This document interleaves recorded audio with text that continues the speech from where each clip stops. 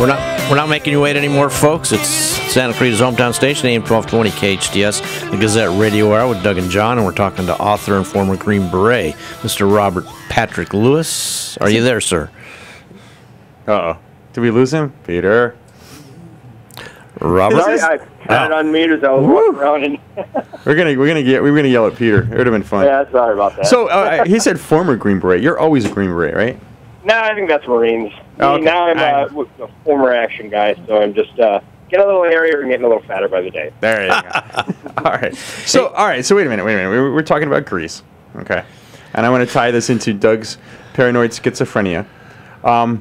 His big thing now is all it takes is something like, civil unrest, and the entire world's going to end, and he's going to end up in a bunker somewhere. Not to give away the plot of your story, but don't you think there's so many steps in between that? I mean, okay, so Greece has problems. Greece has a lot of debt. The European Union's going to have to deal with that. How is that going to affect somebody in Santa Clarita? Well, the big thing is that everything, when everything went online and when everything got connected globally, all of a sudden things that happen on the other side of the world can have major implications, right? So 2007, 2008, it was on our side of the house that essentially the economic crisis started. But even though it started here, because of all these other markets are tied together, because other governments invest so heavily in our government and buy our bonds, and people from all around the world are involved in our stock market, when something happens somewhere as big as the United States, the UK, or the EU, it ripples throughout the rest of the world. And right now, unfortunately, most of the world is just kind of, they're teetering on the edge. They're walking on thin ice. And you never know what it's going to be that's going to cause the next huge meltdown, right? And that's the thing. It's a surprise. If anybody could ever tell you accurately when and what emergency was going to happen, they'd be a very, very rich person. Right. Okay. Of course, there are certain circles that believe there is a group of people out there that actually make all those. That's a whole other show. We might have to have Peter. That's a whole other show. But Robert, what exactly are the ramifications for Greece if this thing goes south on them? Well, it's not as much Greece, because Greece will just continue doing what Greece does. You look at the countries that are involved there, and of course there's a lot of name-calling going back and forth. Some of the big players in this troika, Germany, of course, is one of the biggest ones, because they're essentially the money bags of the EU, right? They are very good at what they do. And then you have the polar opposites in the Greeks, right, where honestly, I don't think they would mind too much if they were kicked out of the EU. Financially, yeah, but most of the people really wouldn't be that upset. They would just go back to drinking wine at lunch and doing what it is that they do. Throwing plates. Yeah, what they have in place. The problem is that we don't really know what would happen yet, because the EU is a relatively new idea, right? It's still a theory. And so nobody's really tested it like that. Nobody's ever had to kick someone out before. Nobody really knows what is going to happen. There's a lot of economists and a lot of finance people that are making their own guesses. That's essentially all it is, because we have no history to actually show what will happen. We know that, if Greece defaults, they're defaulting on an enormous sum of money. So that means if they default and they get kicked out, all of a sudden nobody else is going to invest in that country. So what happens if we default on our loans? Well, then we just print more money. Yeah, that's okay. But wait a minute. Hang on a second. Doug asked the question, but I think he oversimplified, Doug. So now you're a paranoid schizophrenic alarmist who oversimplifies. Okay. This is pretty good. We got to write all this down. No, the question I had was more basic. Okay, and it's not, well, what happens about no, but okay, Greece defaults or they get kicked out of the European Union. I'm getting up Monday morning. I'm still going to work. Right. I'm getting up Tuesday. I'm still going to work. I'm not going to notice anything. It's not going to change me or my life in any way. Well, you don't know. See, and that's, if you're paying attention to the financial sector right now, one of the huge things that's still going on are mergers and acquisitions, right? That's essentially different companies buying other companies. The big thing, especially in the healthcare and the pharmaceutical sectors right now, because of Obamacare, and you can, call me a conspiracy theorist all you want, but when Obamacare happened, I used to be a hospital administrator. All the hospital administrators got together and realized you had to be a big fish to survive Obamacare. Oh, yeah. So all these small hospitals are now merging and becoming bigger hospitals. That's also happening a lot in pharmaceutical companies and a lot of other places around the world. So right now they had, last week it announced that Teva was going through, some people were planning on buying them out, a lot of different things, but that's a company in Israel. You have companies in the United States. You have companies that are all over the world that are coming together and creating these billion-dollar deals. Right. And it's just the same as in business, where that's a fundamental part of the EU. So if Greece gets kicked out or they default or whatever it is, you have to look at the different financial funds and how many different funds are actually invested in Greek debt, in companies in Greece, in companies in the EU. And so if this does happen and they default and they get kicked out, and it sends a shockwave through the European Union and the economy over there and their stock markets and everything else, it's going to affect us here. So it could affect our stock market.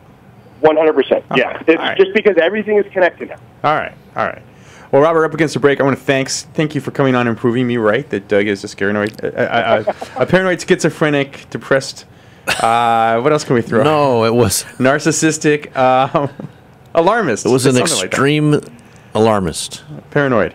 I think it's a good thing. Yeah. Better to be prepared. All right, Robert Patrick Lewis, author, Green Beret, all-around great guy, national correspondent. Thanks you, man. We'll talk to you soon. All right, guys, have a great weekend. You too. All right, you're listening to Gazette Radio Hour with Doug and John on AM-1220 KHTS, Santa Clarita's hometown station. We'll be right back. Welcome back, everybody, to the Gazette Radio Hour with Doug and John on Santa Clarita's hometown station, AM-1220. The Gazette Radio Hour comes to you every Friday at 2 o'clock, and it's the radio digest version of the Santa Clarita Gazette and Free Classifieds for all you need to know, or all you need to know to be in the know to know, not to know. I don't know. You don't know, do you? Yeah, no. So, Doug, you were asking me questions during the break about Baltimore. Yeah, and you weren't listening to me. I was. Well, now I know how my wife feels. no, She's trying to talk to me. You ready? I can answer your questions. Go ahead. Yes, no, and yes, and maybe, and not quite, but yes. How's that? No, my point Any was, other questions? with the Baltimore riots, I can understand. I mean, if the police are at fault with the young man's death, then so be it. Justice needs to take place. What I can't do is condone the rioters' actions when it comes to hurting people and destroying property. What I wouldn't necessarily disagree with you. To me, it's, and I've never understood this, but I'm also a process guy. Okay, as an attorney, I have to believe in the process. Right. Okay. When something like this happens, I want it investigated. Yes. Okay. There was a quote from somebody on the street. It's like, yeah, we're not about anything other than all Baltimore wants is the truth. Well, then why are people stealing stuff and looting stores and setting them on fire? You're not going to find the truth in that. And that's where it's separate from the actual fact. Exactly. Of what occurred. And I think if you can separate the two, then you can say things like they're thugs, the people that are looting. Okay, it stuns me that these were riots over something that occurred that hadn't been investigated yet. Right. Because now, quite honestly, if you looked at this in a vacuum, you say, "Wow, something happened, civil unrest. The city is going to get burned down unless the city does something," and then they charge them, and everybody's happy, and they all go away. It doesn't fix the original problem. If you truly believe that all police or a large chunk of the police community is biased in any way, it doesn't fix the problem of racial discrimination or financial disparity or anything of the sort in the inner cities. And it doesn't. It looks like these poor guys, the police officers who may or may not be guilty, are being railroaded to appease the mob. And for listeners that might not have caught up on the news today, the 6 officers were charged with a whole bunch of different crimes. Oh, it wasn't just murder? It was involuntary manslaughter, which means that you did something that caused someone to die without the intent. Or could that be you didn't do enough to? It could also be you didn't do enough to prevent them from passing. And now it's kind of skewed because they are police and they're in a position of authority. I haven't read all the charges, but it goes back to police have an awful tough job to do. They sure do. And how do you make sure that you've got the right people doing the right job? That's tough. I don't know the answer to that question. I think anybody does. But I also think that I don't have a problem holding police to a high standard. And I don't have a problem with them being prosecuted to the fullest extent of the law when they violate that standard. Right. But I also, because I'm a process guy, got to sit here and think that they have to have their rights protected. Absolutely. Okay? If they're going to be accused of a crime, they have to have their rights protected. So what do we do? I mean, our president said we needed to sit down and have a long and hard thought process on what happened in Baltimore.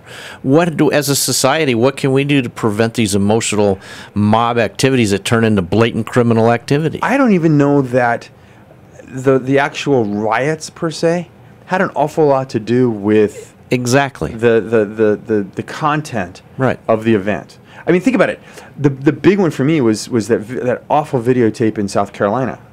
Horrendous. Right. The police officer charged with murder actually gets out of his car and shoots somebody in the back. Yes. On film, on video, and there's no riots. Right. Why? You know, that's more outrageous police conduct than anything else. So it makes you scratch your head and go, wow, okay, let's see. They picked Ferguson, Missouri, of all places. All right? Something occurred, and even that one, until the facts were all known, suddenly there's no charges being pressed. Right. You know, they're upset. They're using that as a cornerstone. Yeah. You know, that's a horrible incident for the individual who was shot by the police officer. You know, the whole Black Lives Matter. You know, that's like saying I like dogs better than cats. If I like dogs better than cats, does that make me an animal hater? No, I mean, every life matters. I think what bothers me the most is most of those people committing those crimes in the street with the looting and whatnot really didn't give a rip about the young man who was killed. Yeah. They were looked for it as an excuse to be able to get some free stuff and when to I raise saw some people hell. walking by with diapers and tampons and roll of toilet paper, it's like, come holding it up like trophies. Yeah, come on. And that's the problem. That's well, let's talk about something else. Can we take the show in a completely different tack? Yeah, let's go sports, baby. All right, we're going sports. All right, you listen to the Gazette Radio Hour with cheerful Doug and John on AM-1220 KHTS, Santa Cruz hometown station. We'll be right back.